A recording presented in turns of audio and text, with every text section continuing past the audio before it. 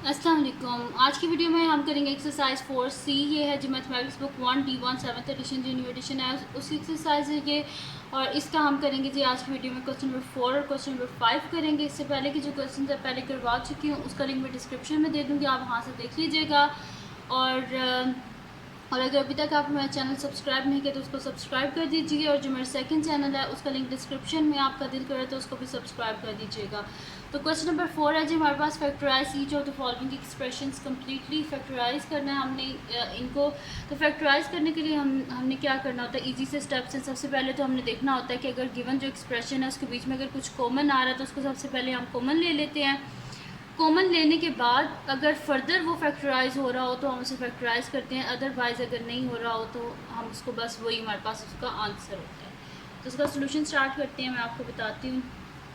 हमारे पास जिस तरह की ये है 12x माइनस 9, तो सबसे पहले हमने देखना है इसमें कुछ कॉमन तो नहीं आ रहा।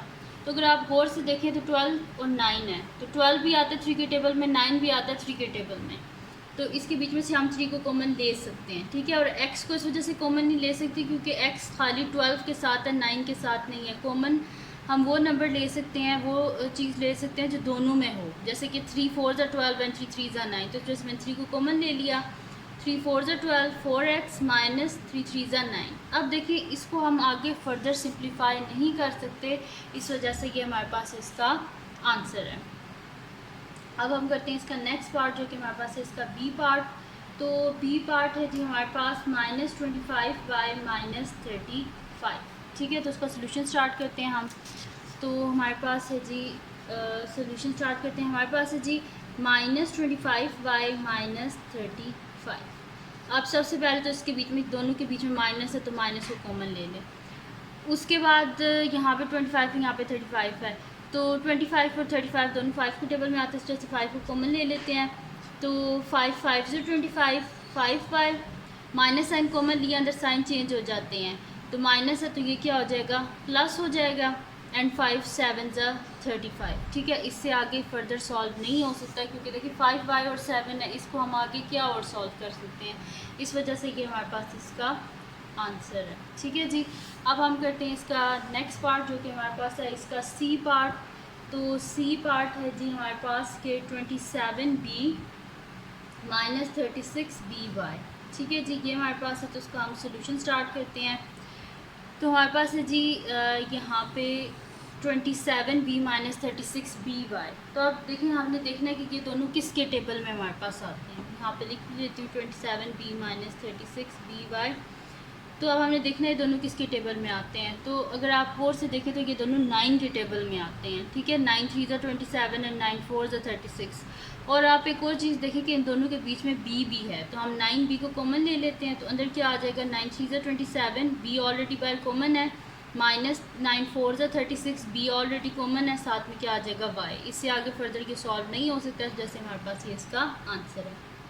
अब करते हैं नेक्स्ट पार्ट जो कि हमारे पास डी पार्ट है, 8ax plus 12a minus 4az।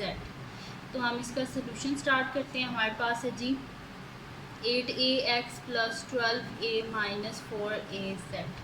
तो इसमें से देखिए हमारे पास क्या कॉमन आ रहा है, ये सारे किसके टेबल में आ रहे हैं, हमारे पास 4 के टेबल में कॉमन आ रहे हैं। तो एक तो हम 4 को कॉमन ले लेते हैं, और इन सब में क्या कॉमन आ रहा है, ए कॉमन आ रहा है। तो अंदर क्या आ जाएगा, 4 2 ज़ा 8, ए ऑलरेडी बाहर कॉमन है, एक्स आ जाएगा, प्लस 4 3 ज़ा 12, ए ऑलरेडी कॉमन है, माइनस 4 1 ज़ा 4, और ए भी ऑलरेडी कॉमन है, पीछे क्या बच गया, जेड, ठीक है जी। इससे आगे फर्दर देखें अब इसको हम क्या और सॉल्व कर सकते हैं। तो जैसे कि हमारे पास इसका आंसर है।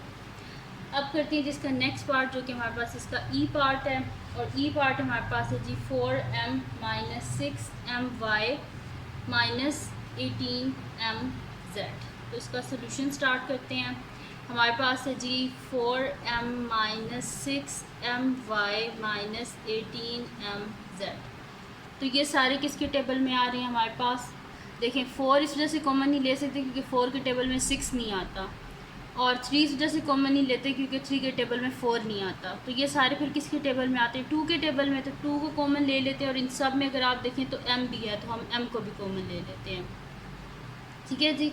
तो यहाँ पे 2 बार कॉमन ले लिया, 2 2 ज़ा 4, m ऑलरेडी बार कॉमन है, माइनस टू थ्री ज़ा सिक्स, एम ऑलरेडी बाहर कॉमन है, वाई आ जाएगा माइनस टू नाइन ज़ा 18, एम ऑलरेडी बाहर कॉमन है, साथ में क्या आ जाएगा जेड। ठीक है जी, तो इससे आगे फर्दर सॉल्व नहीं हो सकता, इस वजह से कि हमारे पास इसका आंसर है। ठीक है जी, तो यहाँ पे हमारे पास क्वेश्चन नंबर 4 कंप्लीट सॉल्व हो गया है। अब हम क्या करते हैं, यहाँ पे मैं बल्कि ऐसे भी कर देती हूँ कि ये यहाँ पे ख़त्म ना कर देती हूँ। ठीक है जी, तो यहाँ पे हमारे पास क्वेश्चन नंबर 4 जो है वो कंप्लीट सॉल्व हो गया है। अब हम करते हैं इसका नेक्स्ट क्वेश्चन, जो कि हमारे पास क्वेश्चन नंबर 5 है। तो क्वेश्चन नंबर 5 को मैं यहाँ पे लिख लेती हूँ। क्वेश्चन नंबर 5 में हमने करना क्या, एक्सपेंड एंड सिंप्लीफाई है। यहाँ पे लिख लेती हूँ क्वेश्चन नंबर 5, और क्वेश्चन नंबर 5 क्या है जी हमारे पास, मैं यहाँ पे लिख भी लेती हूँ क्या है जी, एक्सपेंड एंड सिंप्लीफाई। तो इसका ए पार्ट है जी हमारे पास कि y minus 2/3 9x minus 3y। ठीक है जी, ये हमारे पास सोल्यूशन स्टार्ट करते हैं हम इसका। हमारे पास क्वेश्चन है जी y minus 2/3 into 9x minus 3y। ठीक है जी, अब हम क्या कर देते हैं, 2/3 को अंदर मल्टीप्लाई कर देते हैं, y minus 2/3 multiply by 9x minus minus plus 2/3 multiply by 3y। अब यहाँ पे जो कटिंग हो रही है वो हम कटिंग जो है वो हम कर लेते हैं। तो यहाँ पे हमारे पास क्या हो रहा है जी, 3 ज़ा 9 हो जाएगा हमारे पास, एंड 3 1 ज़ा 3। ठीक है जी, ये हो गया हमारे पास, इनको हम मल्टीप्लाई कर लेते हैं। तो ये मेरे पास हो जाएगा कि y माइनस 3 2 ज़ा 6x प्लस 2 1 ज़ा 2y। ठीक है जी, ये हो गया मेरे पास। अब हम क्या कर लेते हैं, y वाली वैल्यूज़ को अलग कर लेते हैं। तो y plus 2y minus 6x, तो ये क्या हो जाएगा, y plus 2y 3y minus 6x। इसको हम आप x वाली वैल्यू जो होती है उसको पहले लिखते हैं, तो हम इसको पहले लिख लेते हैं, माइनस 6x प्लस 3y आ गया हमारे पास इसका आंसर। तो ये हो गया जी हमारे पास क्वेश्चन नंबर 5 का ए पार्ट कंप्लीट सॉल्व हो गया। इजी सा ही क्वेश्चन था। अब हम क्या करते हैं, नेक्स्ट शीट लेते हैं और उस पर हम करते हैं इसका बी पार्ट, क्योंकि फिर ए की शीट पे फुल आ जाएगा ना, इस तरह फिर हाफ ऑफ क्वेश्चंस में होगा अगर इस पुरानी शीट पे करती तो। चलें अब इसका बी पार्ट लिख लेते हैं।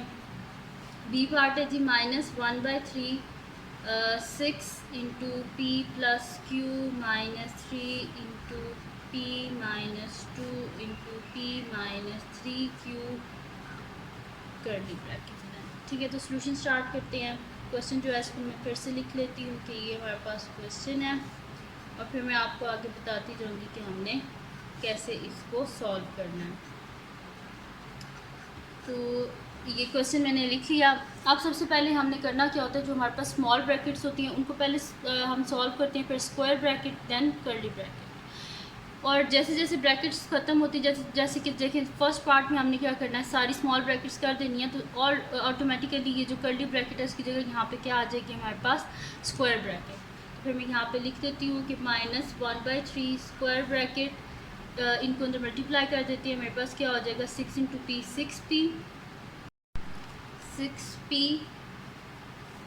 और इसको अंदर हम मल्टीप्लाई करेंगे तो मेरे पास क्या आ जाएगा प्लस 6q माइनस ये हमारे पास क्या हो जाएगी, यहाँ पे ये वाली स्मॉल ब्रैकेट हो जाएगी 3 इंटू यहाँ पे मेरे पास क्या हो जाएगा जी p माइनस ये अंदर मल्टीप्लाई हो जाएगा 2p माइनस माइनस प्लस 2 3 ज़ा 6q स्मॉल ब्रैकेट, और यहाँ पे हमारे पास क्या हो जाएगी लार्ज ब्रैकेट। अब कर्ली ब्रैकेट यहाँ से ख़त्म हो गई है।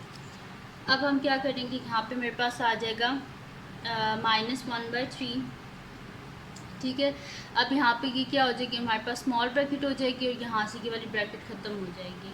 ठीक है, तो small bracket 6p plus 6q minus 3p minus minus plus 3 2 ज़ा 6, यहाँ पे मेरे पास क्या हो जाएगा 6p माइनस प्लस माइनस 3 6 ज़ा 18q और स्मॉल ब्रैकेट। अब हम क्या करते हैं, p और q वाली वैल्यूज़ को अलग कर देते हैं। तो minus 1/3 6p minus 3p plus 6p, और फिर q वाली वैल्यूज़ को अलग कर लेते हैं 6q माइनस 18q।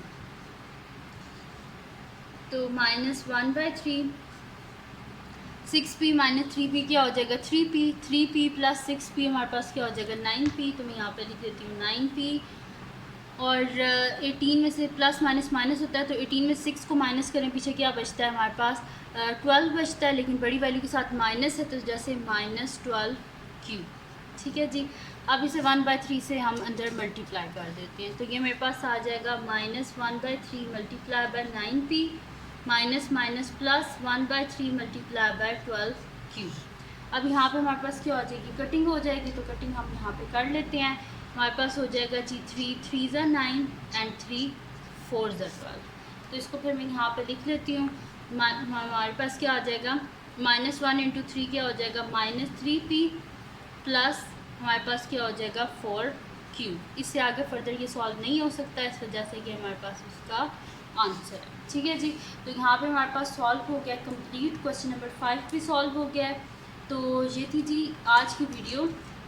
अगर आपको पसंद आई हो तो उसको लाइक कीजिएगा, मेरे चैनल को सब्सक्राइब कीजिएगा, और जो मेरा सेकंड चैनल है उसका लिंक भी डिस्क्रिप्शन में आपका दिल करे तो उसको भी सब्सक्राइब कर दीजिए, और अपनी दुआओं में लाजमी याद रखिएगा। अल्लाह हाफ़िज़।